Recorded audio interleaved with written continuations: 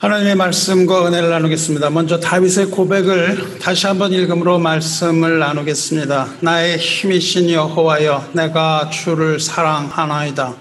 여호와는 나의 반석이시요 나의 요새시요 나를 건지시는 이시요 나의 하나님이시요 내가 그 안에 피할 나의 바위시요 나의 방패시요 나의 구원의 뿌리시요 나의 산성이시로다. 내가 찬송 받으실 여호와께 아뢰리니 내 원수들에게서 구원을 얻으리로다. 다윗이 하나님께 찬송을 드리고 기도 가운데 얻은 것은 구원입니다. 다윗이 얻은 그 구원은 인생의 밑바닥, 사망의 구덩이에서 얻은 구원입니다.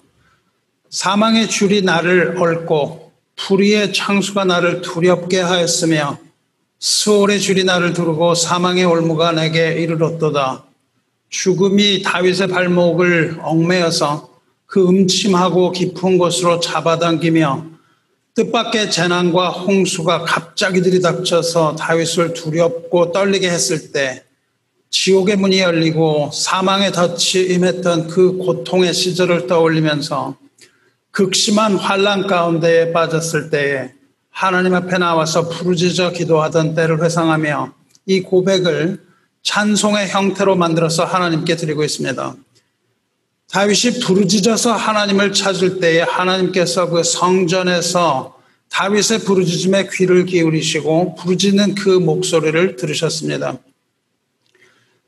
다윗의 다급한 목소리를 들으신 하나님께서 다윗을 구렁텅이에 넣은 그 원수에게 진노하시고 다윗을 구원하기 위하여서 하늘을 가르면서 하늘로부터 강림하십니다. 하나님께서 강림하실 때에 하나님의 영광 가운데에 그 진노로 땅이 진동하고 산들의 터가 요동합니다. 온 산과 바다와 하늘과 세상의 모든 것들이 다 떨립니다. 2주 전에 설교를 여러분 기억하실 겁니다. 제목이 내가 열국을 진동시키리라. I will shake the nations 였죠. 히브리서 12장과 함께 학계 2장 말씀으로 설교했었습니다. 내가 하늘과 땅을 진동시킬 것이요 여러 왕국들의 보좌를 엎을 것이요 여러 나라의 세력을 멸할 것이요. 하나님께서 하늘과 땅과 여러 나라들을 다 진동시키며 그 통치자들의 보좌를 엎고 모든 악한 세력을 다 멸할 것이라 하신 그날은 무섭고 두려운 주의 날이라고 불린 날이며 곧 심판의 날이라고 했습니다. 그날에 관해서 히브리서 12장 26절에서는 땅뿐만 아니라 하늘, 즉 흔들릴 수 있는 모든 것들이 다 흔들릴 터인데 진동하지 않는 것들은 영존하게 하기 위하여 다른 모든 것들을 다 흔드신다고 했어요. 그러니까 하나님께서 이 세상을 흔들어서 심판하실 때에 흔들리는 것과 흔들리지 않는 것들이 있을 터인데 그 흔드심에 흔들리지 않는 것은 영원히 흔들리지 않고 존재할 것이라는 하나님의 말씀입니다. 그날이 바로 하나님께서 강림하시는 날, 이 세상의 끝날이며 모든 악을 다 심판하시며 모든 선을 다 구원하시는 두렵고 떨리는 주의 날이 될 것입니다. 다윗 역시 지금 시편 18편을 통해서 그 날을 바라보고 있는 겁니다. 그렇게 진노하여 땅을 진동시키며 하늘을 흔드시며 산과 산들의 터마저도 요동하는 그날에 흔들리지 않는 것이 있는데 그것이 바로 여호와 하나님이라는 것이 오늘 다윗의 고백입니다. 2주 전에도 우리가 말씀 듣지 않았습니까? 그와 같은 흔들림에도 불구하고 굳건하게 흔들리지 않는 것은 반석 위에 지은 집이라고 우리가 듣지 않았습니까? 모래 위에 지은 집은 홍수가 나고 바람이 불 때 또 집안이 흔들리고 지진이 일어날 때 무너져 내리고 말 것이지만 단단한 기초 위에 그렇게 단단한 기초 위에 세운 집은 어떠한 상황이 와도 절대 무너지지 않을 것이며 영존할 것이라는 그 말씀 들었습니다. 그리고 그 반석, 흔들리지 않는 그 집, 그 기초인 반석은 곧 그리스도이며 주님께서 가르치신 모든 말씀과 그 일을 듣고 행하는 자, 주님의 말씀을 듣고 행하는 자는 흔들리지 않으리라는 말씀을 우리는 들었습니다. 다윗도 지금 동일한 고백을 하고 있는 겁니다. 이것은 주의 날, 여호와의 날, 심판의 날, 하나님께서 심판을 위하여 하늘을 가르고 강림하실 때, 그 진노로 인해서 하늘과 땅을 흔드시면서 강림하실 그때에 다윗은 결코 흔들리거나 심판의 판결에 처해지는 것이 아니라 오히려 구원을 얻을 것이라고 지금 다윗은 믿음으로 고백하고 있는 겁니다. 다윗은 하나님이 자기 힘이라고 고백을 해요. 나의 힘이신 여호와여, 내가 주를 사랑하나이다. 환난 가운데서 구원하여 주실 그 하나님이 다윗의 힘이며, 또한 심판날 흔들리지 아니하게 하여 주실 견고한 바위임을 세상에 천명하고 있습니다. 그뿐만 아니라 다윗은 지금 하나님에 대한 사랑을 고백하면서 이 말을 시작하죠. 신명기 6장 4절에 이스라엘아 들으라, 우리 하나님 여호와는 오직 유일한 여호와시니 너는 마음을 다하고 뜻을 다하고 힘을 다하여 내 하나님 여호와를 사랑하라는 그 절대적인 계명을 지키면서 하나님께서 자기의 힘이 되어 주심을 고백하고 있습니다.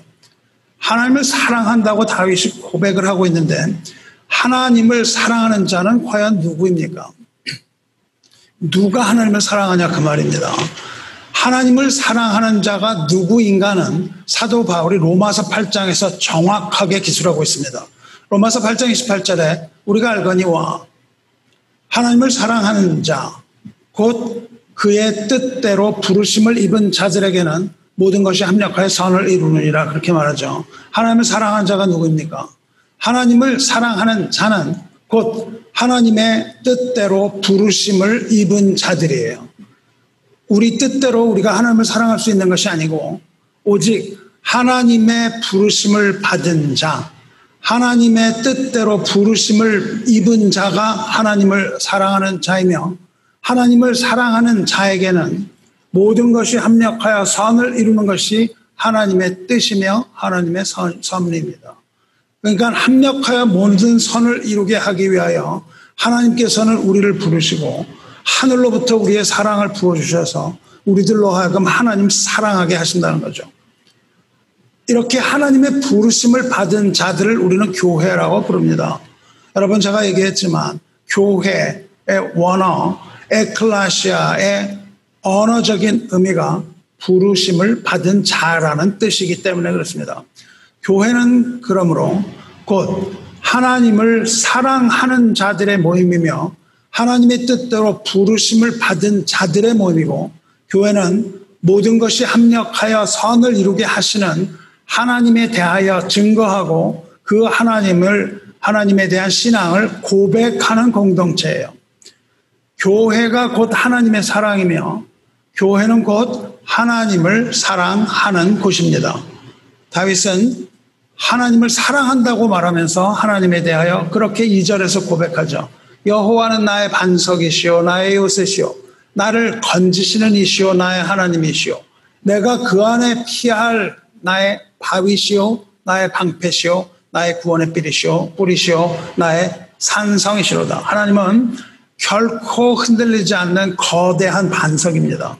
하늘과 땅이 흔들리는 그날에도, 산까지 다 흔들리는 그날에도 하나님 안에 있으면 절대 흔들리지 않으며, 흔들리지 않기 때문에 영존, 즉 영생하게 하시는 우리의 힘이고 반석입니다.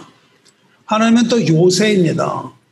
어떠한 적들이 와도, 어떠한 적들이 공격해 와도 절대로 무너지지 않는 난공불락의 요새입니다. 하나님은 우리를 건지시는 분입니다. 사망과 절망의 그 기가 막힐 웅덩이와 수렁에서 건지시는 구원의 하나님입니다. 우리가 그 안에 피할 우리의 바위입니다. 폭풍 가운데서 위로하시는 하나님이시며 모든 환난으로부터 숨겨주시는 바위입니다. 우리는 그 바위 속에 숨으면 우리는 안전합니다. 하나님은 또 우리의 방패이십니다. 적들의 날카로운 칼과 창으로부터 지켜주실 방패입니다. 하늘로부터 떨어지는 그 불덩어리로부터 보호해 주시는 우산입니다. 어떠한 총알도 뚫지 못하는 방탄벽입니다. 하나님은 구원의 뿌리시며 우리의 산성입니다. 어떠한 죄인이라 할지라도 하나님의 성막에 설치된 4개의 뿔 중에 하나를 잡는 자는 그 죄를 심판하지 못한다는 불문율이 있습니다. 우리가 죄를 지어도 하나님의 성전으로 달려가서 하나님의 성전에 있는 뿔을 붙들면 그 어느 누구도 우리를 정죄하지 못한다는 것이죠. 하나님이 뿔이심으로 우리가 죄인이라 할지라도 믿음으로 하나님을 붙들면 구원받고 살 수 있는 겁니다. 또한 하나님은 우리의 산성입니다. 포트레스죠. 흔들려도 끄떡이 없는 우리의 산성, 우리의 요새입니다. 우리 교회, 은혜교회 전 이름이 산성교회였어요. 어떠한 두려움이 오고 어떠한 흔들림이 올지라도 우리는 끄떡 없고 무너지지 않는, 흔들리지 않는 우리의 산성, 우리의 요새이십니다. 이것이 바로 다윗의 고백입니다.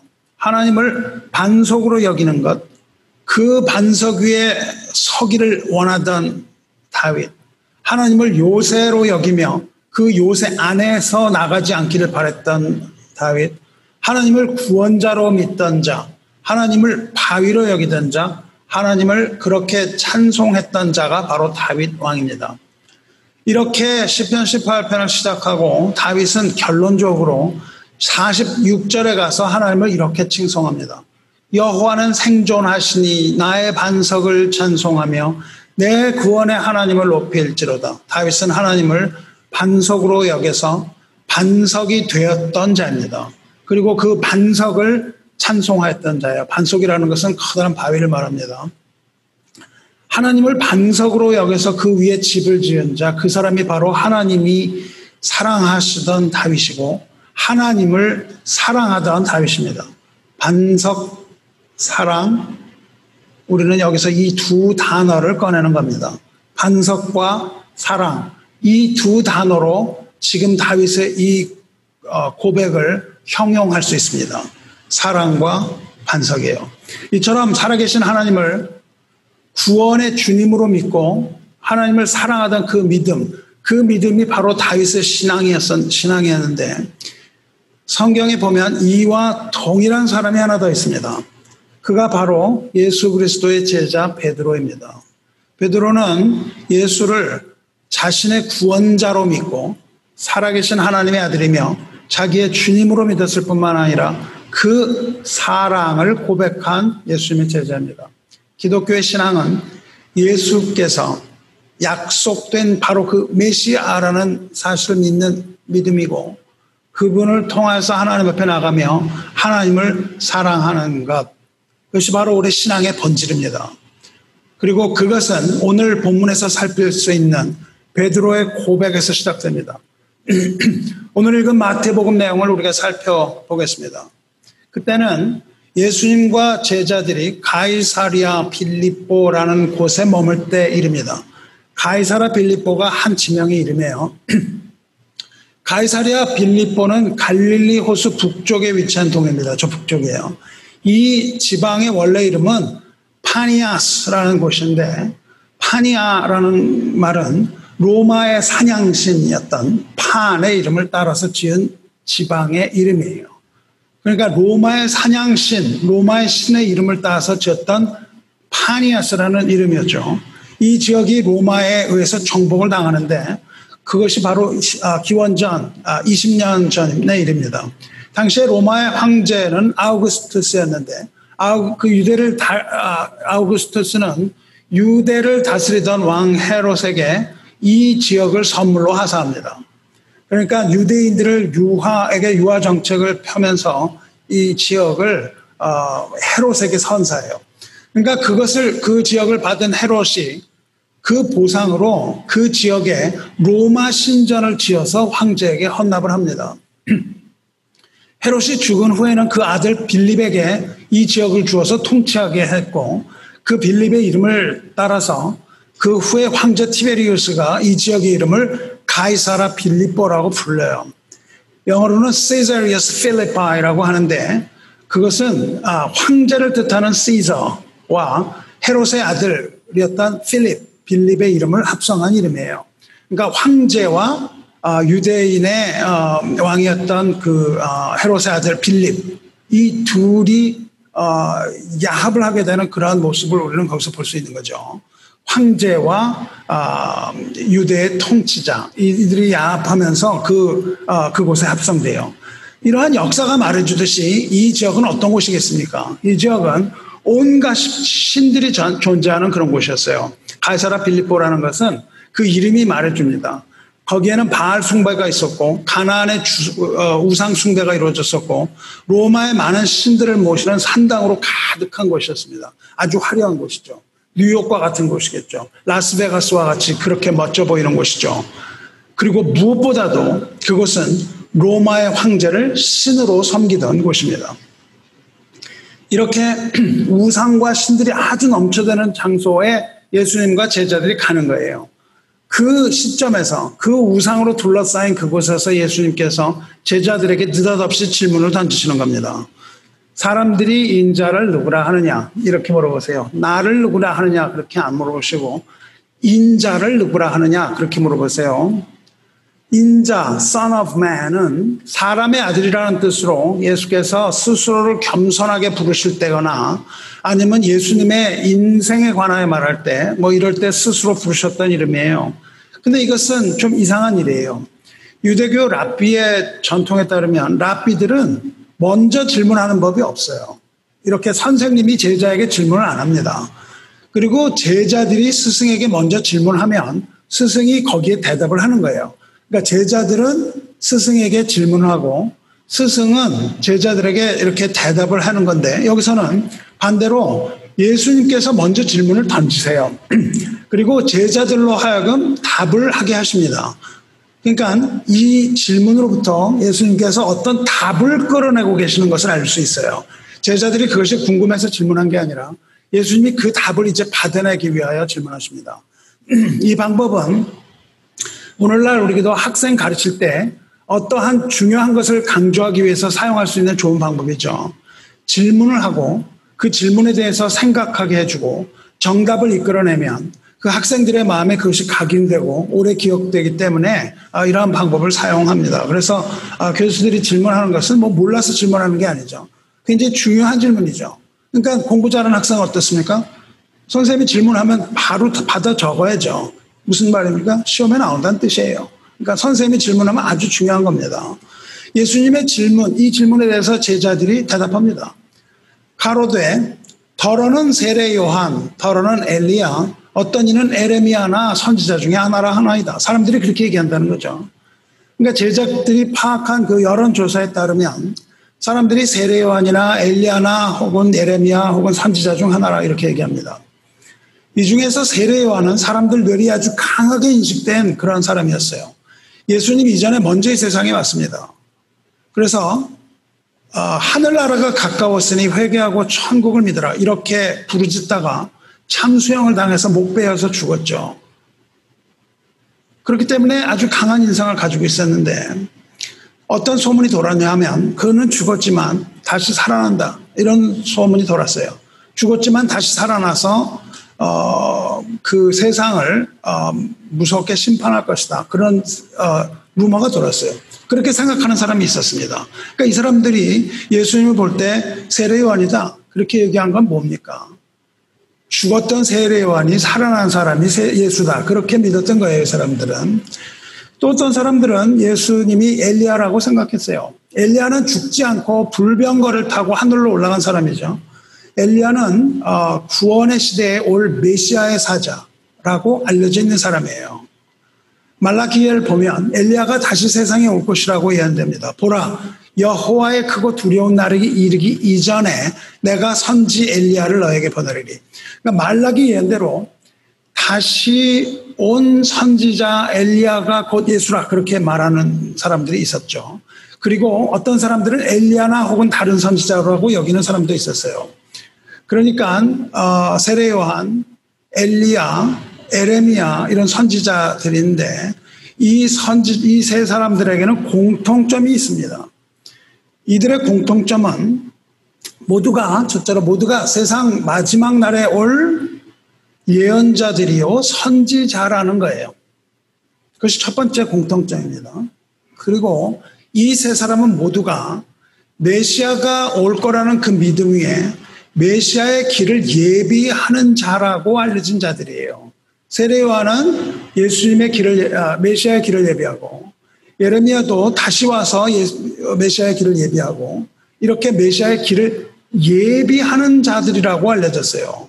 그러니까 사람들이 그렇게 말하는 이유는 마지막 날이 가까웠다 그렇게 생각을 하고, 이제 메시아가 곧 올 것인데 메시아의 길을 예비할 자가 지금 나타났다. 그리고 그가 바로 예수다. 그렇게 생각했다는 겁니다. 예수께서 메시아라고 생각하지는 않았고 메시아가 이미 오셨다고 믿지는 않은 거예요. 그러니까 징조는 지금 굉장히 많이 있는데 아직 마지막 날이 되지 않았다고 생각하는 우리들과 아주 동일합니다. 밤낮 설교되고 밤낮 외쳐지는 것이 이제 마지막 때가 이르렀다.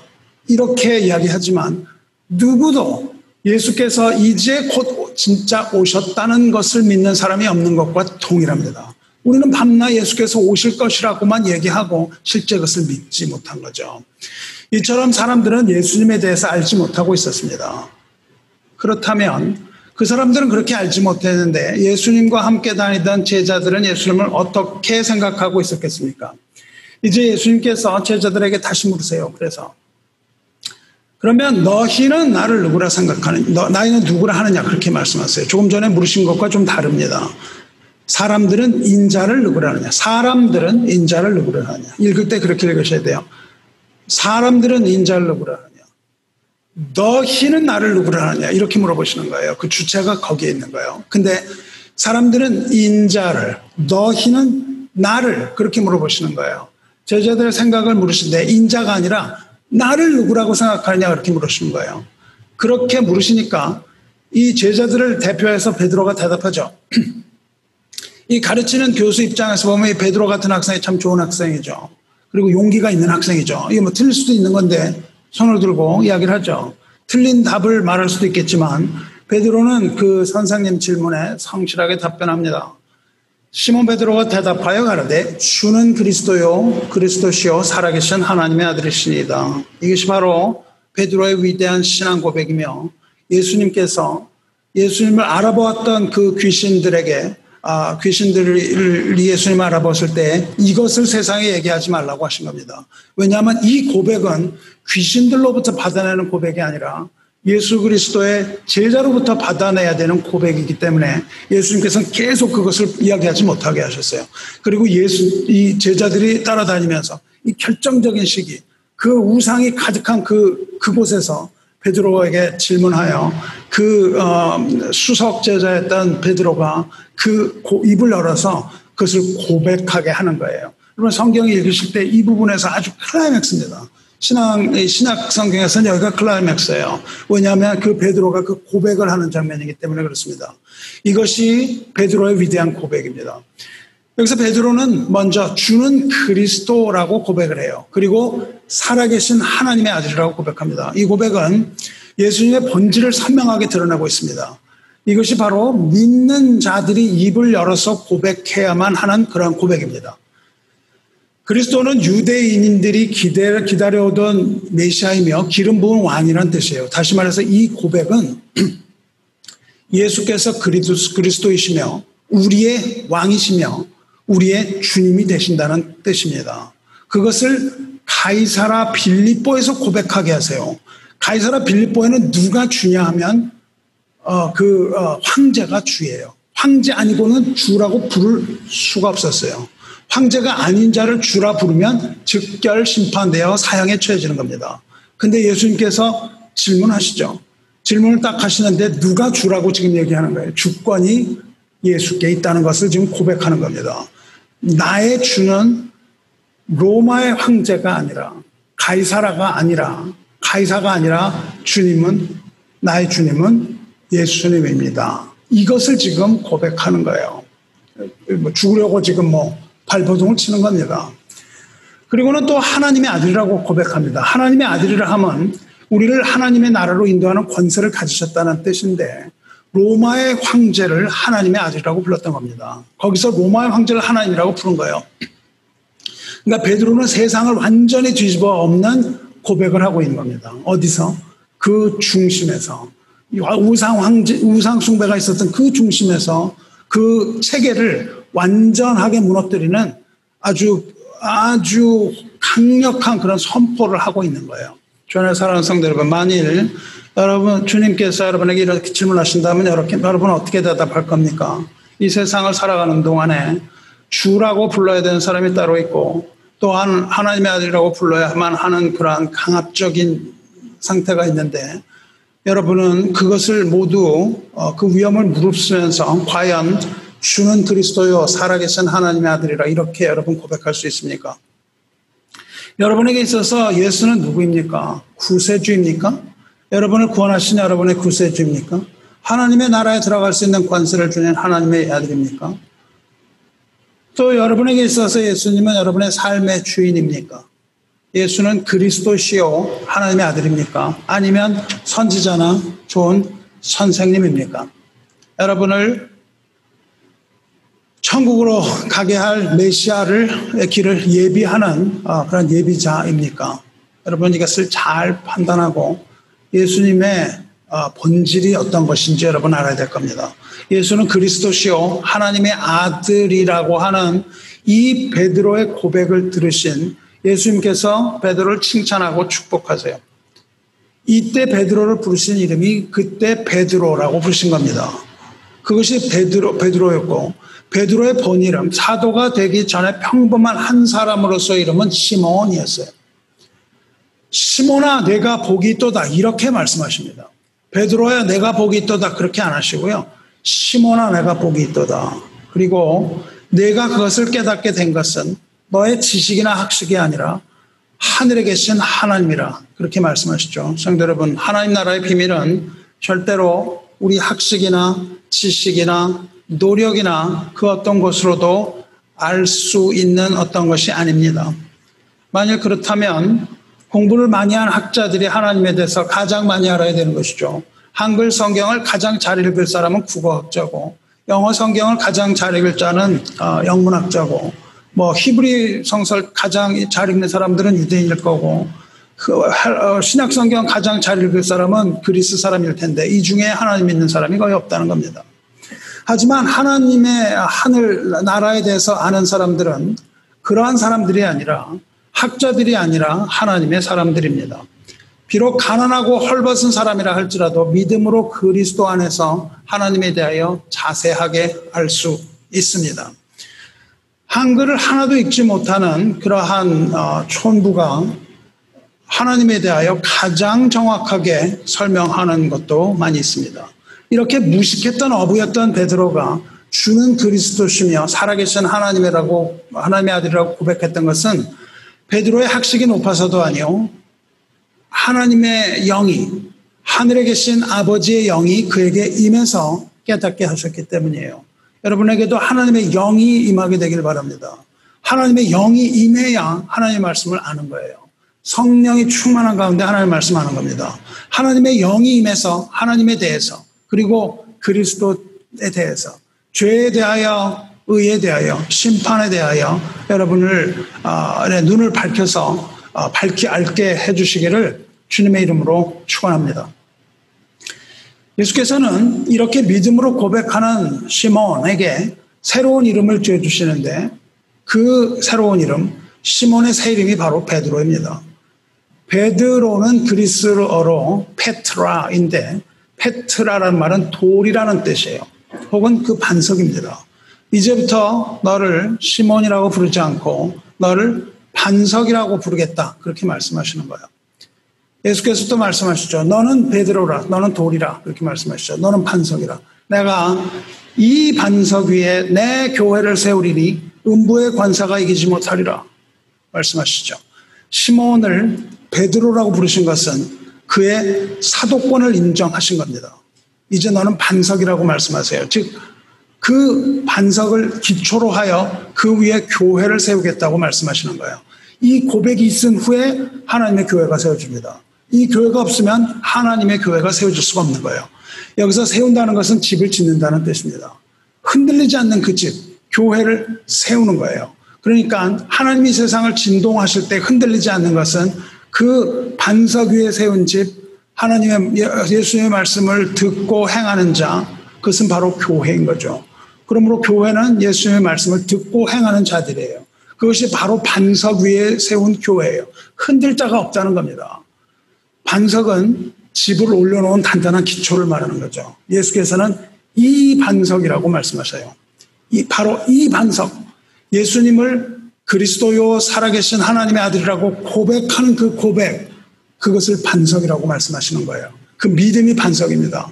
그 고백 위에 하나님의 교회를 세우겠다고 하시는 겁니다. 성도 여러분, 예수님의 교회는 믿음의 공동체입니다.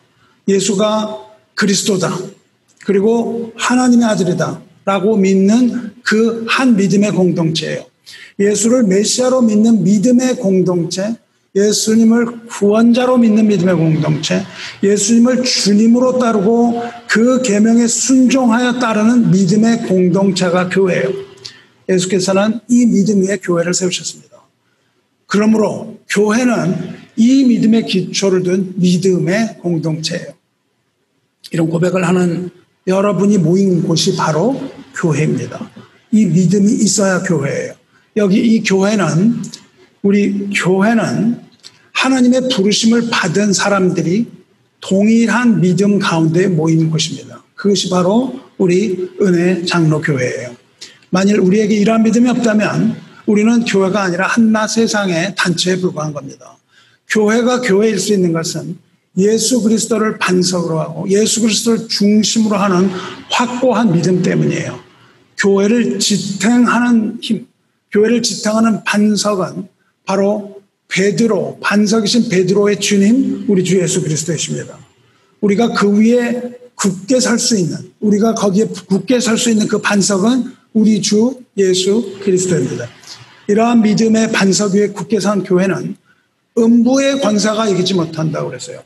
여기서 음부는 영어로도 그냥 그대로 번역을 했습니다. 여기서 음부는 하데스라는 것이에요. 하데스. 하데스는 죽은 자들의 세계입니다. 죽은 자들의 세계가 교회를 이기지 못한다는 거예요. 다시 말해서 교회에서 죽음의 세계로 끌려 들어갈 자가 없다는 겁니다. 그 하데스는 멸망으로 인도하는 장소예요. 죽은 사람들이 가는 지하의 세계이며 지옥이라고 불리는 곳입니다. 교회는 지옥의 권세가 이기지 못한다, 그 말씀을 하고 계신 겁니다. 진정한 하나님의 교회는 살아있는 생명체예요. 유기체입니다. 생명의 교회이며 생명으로 인도하는 통로입니다. 선포되는 말씀을 통해서 교회는 사람을 생명으로 이끄는 생명의 통로예요. 하나님의 말씀이 선포되지 않고 사람이 생각이 지배하는 교회는 살아있는 하나님의 교회가 아니요 그 자체가 죽은 교회입니다. 그리스도의 십자가가 보이지 않고 세상이 낙이 되는 교회고 세상의 위로를 받고자 하는 교회면 그 교회는 살아있는 교회가 아니고 죽은 교회입니다. 음부의 권세에 짓눌리는 교회입니다. 살아있는 교회가, 살아있어야만 할 교회가 세상에 잠식이 되면 그 영적으로 그 교회는 금이 가는 것이고 금이 가면 무너지게 되는 거예요. 그렇게 금이 간 교회는 음부의 권세가 공격하기 시작하는 겁니다. 사탄은 사람들을 교회로부터 분리해내기 위해서 온갖 괴계와 책략을 다 사용합니다. 초기 교회에는 강력한 박해를 가해서 무너뜨리려고 했어요. 로마 황제는 300년 동안 성경에 예언된 대로 로마 황제 10명의 로마 황제들이 300년 동안 수많은 기독교인을 죽였습니다. 예수를 저주하면 살려주고 그렇지 않으면 화형에 처했어요. 그러나 교회는 사라지지 않고 악의 세력에 저항해왔습니다. 수많은 순교자가 나왔습니다. 베드로는 십자가에 거꾸로 달려서 죽었으며 바울은 목이 베어서 죽였으며 도마는 인도까지 가서 창에 찔려 죽었으며 그 외에 화형을 당해서 죽은 사람, 교수형에 죽은 사람, 톱으로 켜서 죽임을 당한 사람, 심지어 그것도 모자라서 사람을 그냥 수백 명씩 쌓아놓고 그 무게에 물려서 숨이 막혀서 죽게 했습니다. 여러분 왜 몇 명이나 쌓이면 죽을 것 같습니까? 얼마 안 됩니다. 여러분 한 사람 밑에만 깔려도 숨이 답답하잖아요. 사람을 층층이 쌓았어요. 좁은 방에. 계속 거기다 쌓습니다. 그렇게 죽게 했습니다. 왜냐하면 죽일 수 있는 어떤 것들이 없었기 때문에. 이렇게 교회는 온갖 잔인한 방법으로 박해를 받았지만 음부가 교회를 이긴 적은 없습니다. 악은 행진했지만 교회를 이긴 적은 없습니다. 지금은 세상이 교회를 그런 식으로 박해할 수 없는 세상이 됐습니다. 그렇기 때문에 사탄은 이제 온갖 다른 여러 가지 방법으로 교회를 타락시키려고 합니다. 왜냐하면 세상은 바뀌었지만 사람들의 죄의 본질이 바뀌지 않았기 때문에 사탄은 동일한 방법으로 그렇게 할 수 있는 거예요. 사탄은 교회에 있는 사람들의 마음에 분노를 심어주어서 다툼이 나게 합니다. 분쟁과 시기와 질투를 몰고 와서 교회가 깨지는 거예요. 외적인 박해가 필요 없습니다. 그냥 다툼으로 그렇게 되죠. 또한 거짓 교리와 거짓 선지자들을 일으켜서 이단 사상으로 공격해서 말씀을 흐리려고 하죠. 또 이렇게 간절하게 박해를 당했을 때는 이겼던 교회가 스스로 무너지는 것은 번영 때문에 그렇습니다. 지금 세상의 교회가 번영과 잘 살게 된 겁니다. 그렇게 해서 조금씩 떠내려가는 거예요. 교회는 박해 가운데는 이겼습니다. 교회를 박해하는 것은 아주 미련한 방법입니다. 교회를 박해해서 승리한 적이 없어요. 그러나 교회에게 성공을 갖다 주었을 때, 교회에게 웰빙 이런 것들을 갖다 주어서 교회를 유혹하고 돈을 하나님 앞에 이 성도들 앞에 쏟아부어서 돈과 하나님을 비교하게 해서 실족하게 했습니다. 어떨 때는 반대로 세상적인 실패를 갖다 줘서 무너뜨립니다. 걱정과 근심을 하게 해서 무너뜨리는 거예요. 하나님 앞에 의지하지 못하고 걱정과 근심 가운데 온갖 생각이 걱정과 근심에 쏠리게 해서 하나님 바라보지 못하게 하고 이런 식으로 해서 하나님을 믿는 믿음을 빼앗아가려고 하고 또 어떤 경우에는 교회에 낙심하게 해서 사람들에게 실망해서 교회 떠나게 합니다.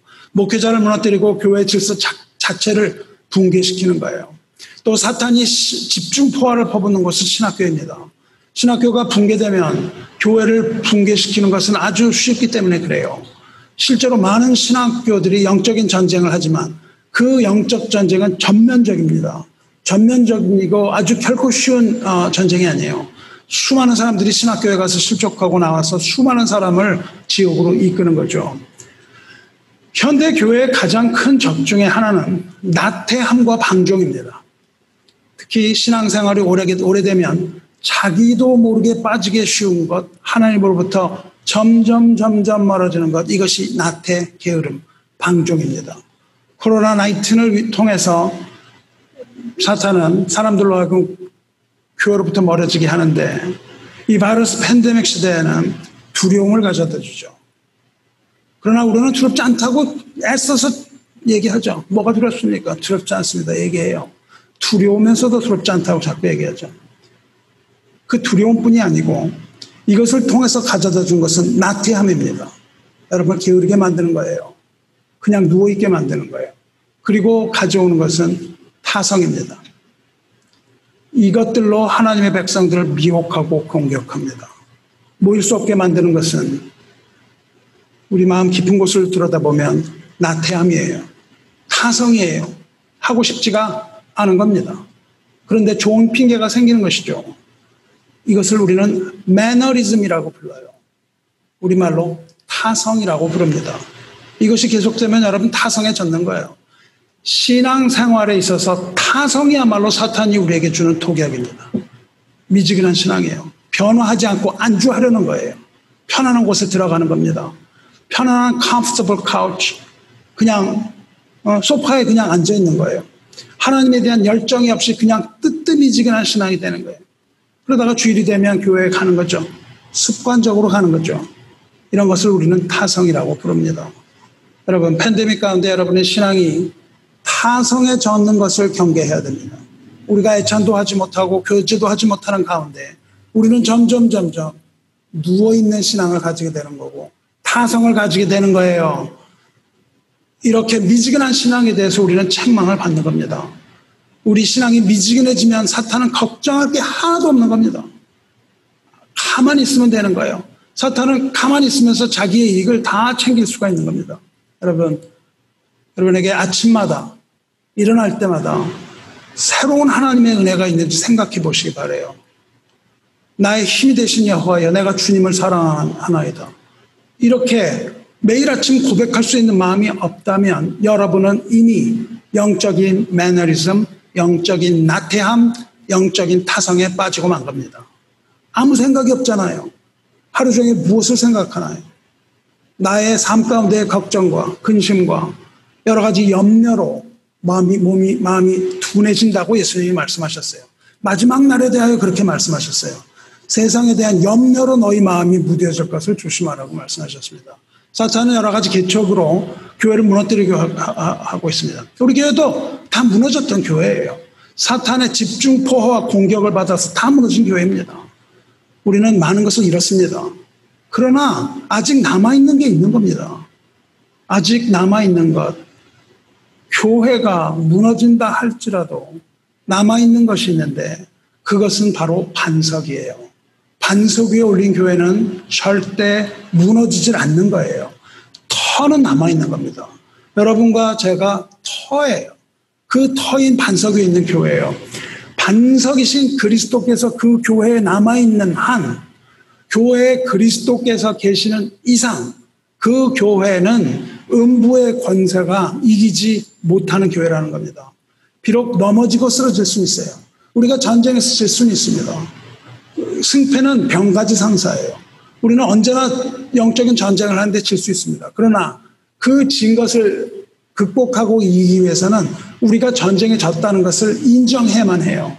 우린 진 것을 인정하고 이제 다시 일어서면 되는 겁니다. 반석 위에서 다시 일어나는 거예요.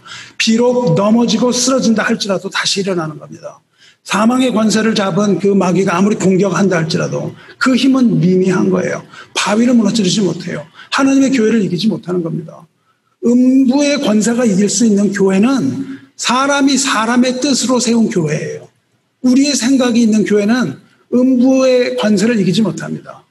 그러나 사람의 교회는 음부의 권세를 이길 수가 없더라도 하나님의 교회는 음부가 그 교회를 이기지 못하는 거예요. 음부의 권세가 이기지 못하는 교회는 하나님께서 세우신 하나님의 교회입니다. 음부의 권세가 아무리 강해도 그리스도의 반석 위에 세운 그리스도의 교회를 흔들지 못한다는 거예요. 여러분 머리 들어서 좌우를 살펴보시기 바랍니다. 이 집은 살아계신 하나님의 교회요, 진리의 기둥과 터라고 그랬습니다. 진리가 살아 숨쉬는 하나님의 교회. 그 교회에는 음부의 권세가 이길 수가 없어요. 왜냐하면 거기에 생명이 있기 때문입니다. 교회는 생명이에요. 왜냐하면 이 교회는 반석 위에 세운 교회이기 때문에 그렇습니다. 생명이 흘러가는 곳이 교회예요. 그곳에는 죽음이 범접하지 못합니다. 우리 교회가 믿음의 반석 위에 세운 교회가 되기를 바랍니다. 믿음의 반석 위에 세운 교회는 하나님께서 택하시고 부르신 사람들의 교회입니다. 그러므로 우리 모임은 거룩한 성도들의 모임이 되어야 되는 거예요. 이 시대, 이렇게 불안정한 시대에서 승리하기 위해서 교회는 모이기를 쉬지 말아야 합니다. 부르심을 받고 모이지 않는 교회는 사탄의 공격을 막아낼 수가 없어요. 우리가 안전하게 생각하는 곳이 안전한 곳이 아닙니다. 우리가 안전한 곳은 오직 하나님 안에서 안전한 거예요. 그리스도 안만이, 그 속만이 온전하게 안전한 곳입니다. 모여서 기도하지 않는 교회, 흩어져 버린 교회는 사탄의 밥이 될 뿐입니다. 하나님은 우리의 기도를 통해서 역사하시기 때문이에요. 두세 사람이 모인 곳에 내가 있으리라 하셨습니다. 우리가 약한 까닭은, 교회가 약한 까닭은 모이지 않기 때문이에요. 여러분 개인이 약한 까닭도 모이지 않기 때문입니다. 우리는 모여서 하나님의 말씀 위에 서고 기도와 성령의 능력을 맛보아서 알아야 됩니다. 내가 이렇게 여러분을 권면하고 모임을 강조하고 모임에 또 힘쓰는 이유는 여러분의 영적 상태와 건강을 염려하기 때문입니다. 그 나룻배를 타고 멀리 떠내려가는 것을 보고 싶지 않기 때문에 그렇습니다. 한 걸음 한 걸음, 인치 바이 인치, 1cm 1cm씩 떠내려가고 있는데 그것을 모르고 그 풀잎 위에서 그 풀잎이 떠내려가면 어떻게 될 것인 걸 모르고 떠내려가는 것을 원하지 않기 때문이에요. 모이기를 패하는 어떤 사람들의 습관과 같이 하지 말고 오직 권하여 그날이 가까움을 볼수록 더욱 그리하라. 이렇게 히브리 성경 말합니다. 그 마지막 날에는 팬데믹이 창궐 할 것이므로 모이지 말고 각각 너희 혼자의 신앙을 지켜라. 이렇게 하나님 다 아실 텐데 왜 그렇게 말씀하시지 않았겠습니까? 모이기를 패하는 어떤 사람들의 습관과 같이 하지 말고 오직 권하여 그날이 가까움을 볼수록 더욱 그리하자 말씀하셨어요. 모이기를 패하는 교회는 이미 교회로서의 기능 상실했다고 해도 절대 과언이 아닙니다. 희망이 없는 교회입니다. 그리스도가 가까우심을 볼수록 더욱 모여서 기도하고 말씀으로 준비해야 됩니다. 이것을 권해라. 이것을 권해라. 이렇게 성경은 끊임없이 가르치고 있는 겁니다. 우리가 하나님의 말씀을 사모하고 우리 교회가 모이기를 기뻐하는 교회가 되면 좋겠다는 생각입니다. 이곳은 하나님이 거하시는 장소이기 때문에 그래요. 물론 우리는 그 모든 것을 다 해야 합니다.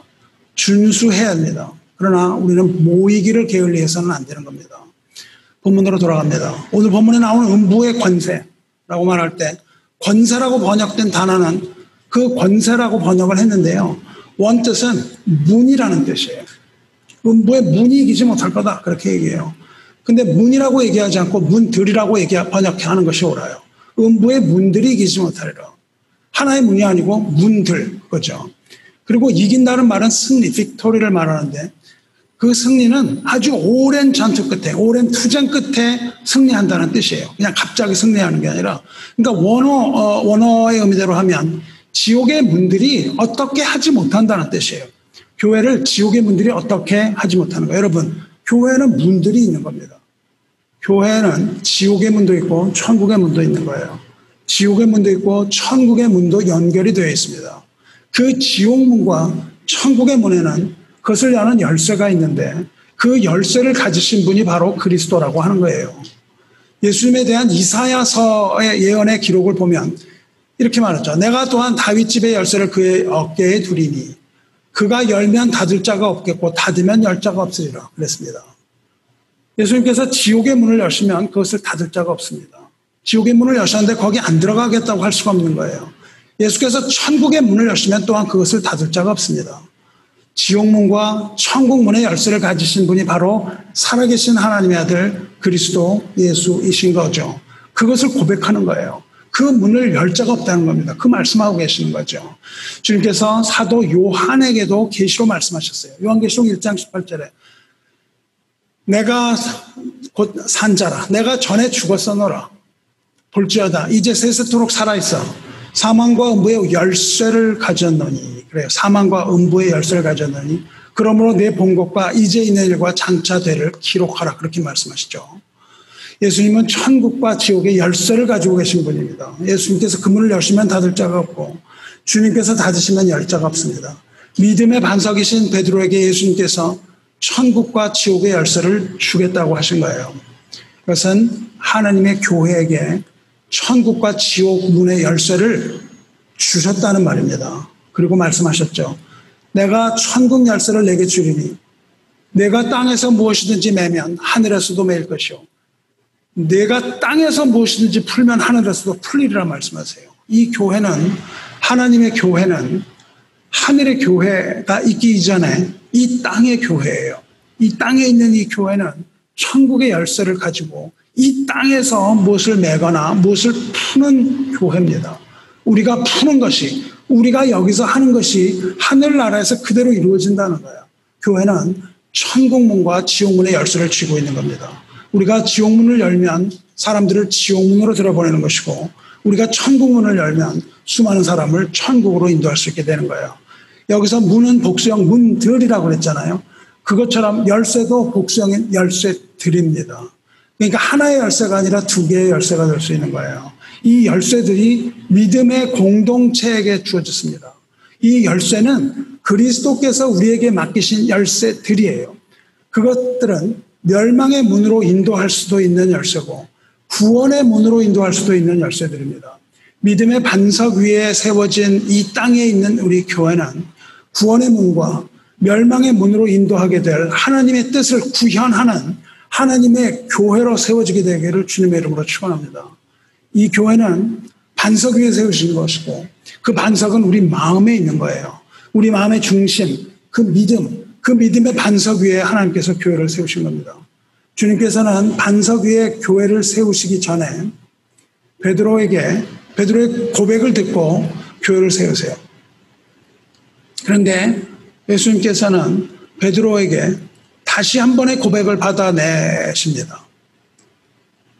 베드로는 예수님을 3번을 부인을 해요.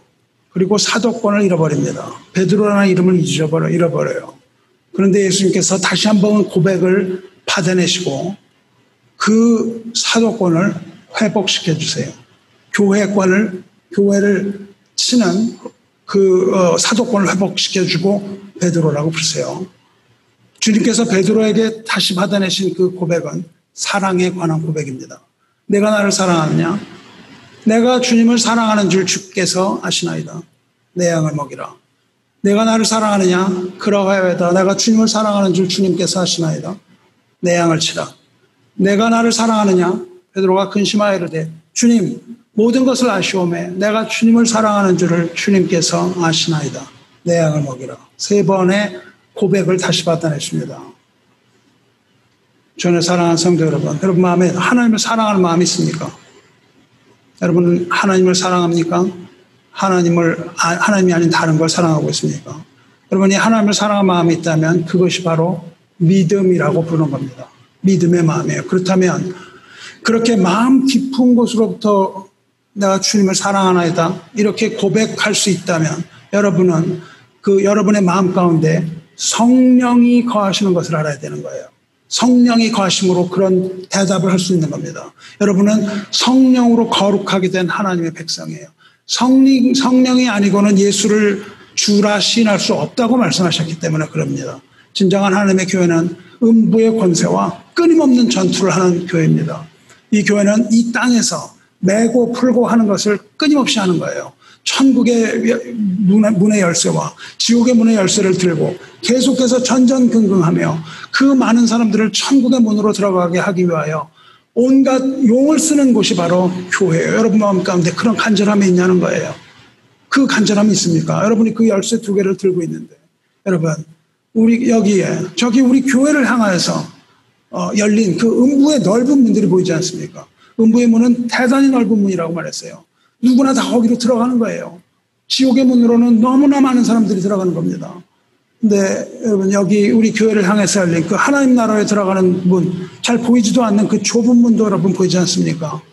우리 교회는 도대체 어떤 곳입니까? 여러분은 어떤 성도들입니까?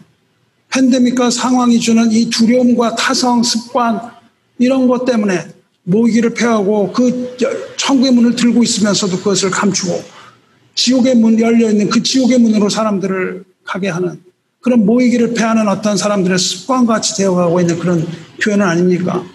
아니면 서로 우리가 권해서 그날이 가까움을 볼수록 영적으로 서로 모여서 기도와 말씀에 힘쓰면서 영적인 정쟁에서 승리하는 교회입니까?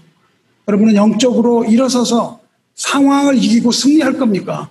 아니면 그저 적당히 교회만 왔다 갔다 하면서 타성에 빠진 미지근한 신앙으로 갈 겁니까? 여러분은 선택을 해야 합니다. 선택의 시간입니다. 하나님께서는 이 팬데믹을 주셨는데 우리가 전에 말씀을 통해서 살펴본 것처럼 나의 이름으로 일컫는 내 백성들 안에서 전염병이 퍼지게 하거든 그렇게 말씀하셨어요. 이 전염병은 그냥 생긴 게 아닙니다. 하나님께서 전염병이 퍼지게 하거든 그렇게 하셨어요. 누가 그것을 퍼지게 했습니까? 하나님께서 그렇게 하신 거예요. 이제 하나님께서 흔드시는 날에 우리가 과연 흔들려서 되겠습니까? 우리는 반석 위에 서야 되는 거죠. 교회는 그리스도의 피로 산 곳입니다. 여기는 하나님의 반석이요 요새요 구원의 뿌리요 문이요 우리가 피할 바위요 은신처요 믿음의 방패요 도피처입니다. 여기가 여러분이 도피해야 될 곳은 하나님의 나라예요. 예수 그리스도 안으로 도피해야 되는 겁니다. 음부의 권세가 이기지 못하는 곳으로 도피해야 되는 거예요. 주 안에 있는 여러분 처음 일을 시작하신 이가 그리스도 예수의 날까지 다 이루신다고 말씀하셨어요. 우리 모두가 다 진실하고 허물 없이 그리스도의 날 그날까지 근명과 성실과 용기로 주님을 섬기며 충성하며 교회 안에서 승리하며 그 열쇠를 가진 자로서의 사명을 다하며 주님을 기다리는 백성으로 교회를 섬기는 백성이 되시기를 주님의 이름으로 축원합니다. 함께 기도하겠습니다. 은혜와 사랑이 충만하신 하나님 아버지, 나의 힘이신 여호와여, 내가 주님을 사랑하나이다.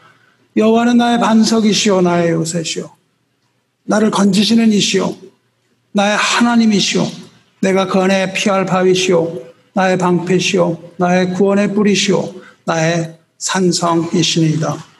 우리가 주님을 사랑하는 줄 주님께서 아시나이다.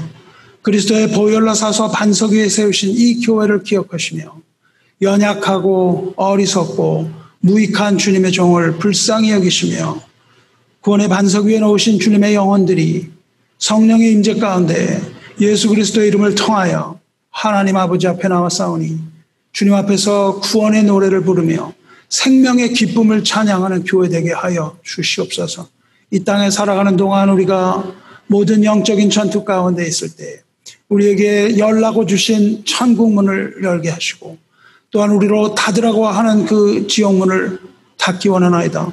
주님께서 주신 열쇠와 말씀으로 천국문을 열고 지옥문을 닫기 원하오니 그 믿음대로 되게 하여 주시옵소서. 우리가 천국문을 막고 모든 사람을 다 지옥으로 들어가게 하며 우리도 또한 그 지옥에 들어갈까 두렵사오니 주님께서 우리 마음 가운데 깨달음 허락하여 주시고 주님께서 이 교회를 흔들지 않겠다고 하신 그 말씀을 믿고 또한 주님의 백성을 주님의 이름을 두신 그 백성들이 있는 곳에 주님께서 회개와 또한 통한과 또한 돌아가는 영을 부어주셔서 우리가 주님 앞에 돌아가게 되기를 원하오니 주님 그대로 되게 하여 주시고 우리의 믿음대로 되게 하여 주시고 살아계신 하나님의 교회이며 진리의 기둥과 터로서 우리로 하여금 세상에 손가락 받지 아니하게 하시고 또한 우리가 세상에 손가락질 받는다 할지라도 주님께서는 빛과 소금으로 살라 말씀하셨으며 주님의 이름을 인하여 우리가 핍박받을 때 그것을 기뻐하라 말씀하셨사오니 그 믿음대로 되게 하여 주시고 우리에게 부족하지 아니하게 채워주시며 하나님께서 우리를 택하신 그대로 우리가 살게 하여 주시옵소서. 반석 위에 세운 교회로서 하나님의 말씀을 듣고 준행하는 자 되게 하여 주시옵소서. 하나님 보좌의 우편에 앉으신 능력의 우리 구주 그리스도시오 하나님의 아들이신 나사렛 예수 그리스도 이름으로 간절히 기도드리옵나이다. 아멘.